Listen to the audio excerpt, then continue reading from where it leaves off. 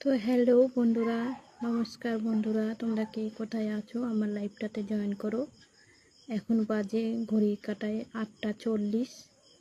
তো আমি চলে এসেছি তোমাদের সাথে গল্প করতে। তোমরা ঝটপট করে জয়েন্ট হয়ে যাও, তোমাদের সাথে গল্প করব, ওর জন্য আমি চলে এসেছি।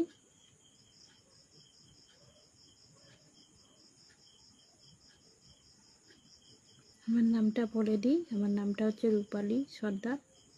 তো আমি চলে এসেছি তোমাদের সাথে লাইভে জয়েন্ট হয়ে যাও চটপট করে, তোমাদের সাথে জমিয়ে আড্ডা দিতে, গল্প করতে। তোমরা চটপট করে লাইভটাতে জয়েন্ট হয়ে যাও। তারপরে বলো শুভ সন্ধ্যা বন্ধুরা, সব তোমরা চট করে জয়েন্ট হয়ে যাও।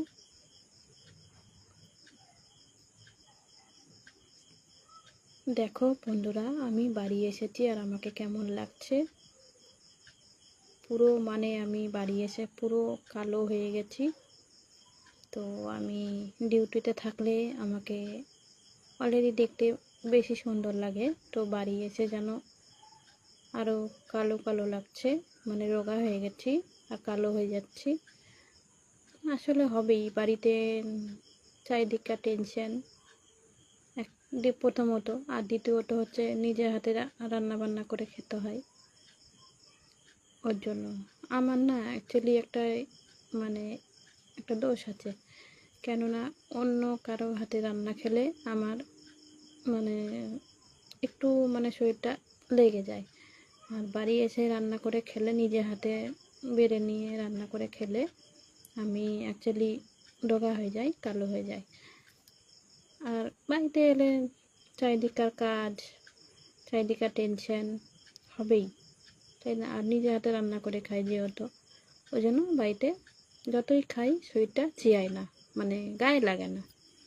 আর ওখানে একটু খেলেই গায়ে লেগে যায়, মোটা হয়ে যায়, ফর্সা হয়ে যায়, দেখতে ভালো লাগে।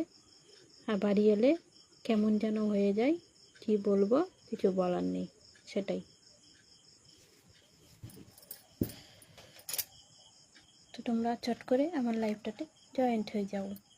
আমার মিষ্টি মিষ্টি দিদি ভাই, দাদা ভাই, চট করে লাইভটাতে জয়েন্ট হয়ে যাও।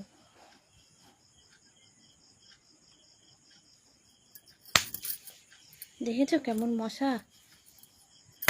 পাখা না চালালে মশাই ছিঁড়ে খায়, পাখা চালাইনি ওর জন্য মশাই ছিঁড়ে খাচ্ছে।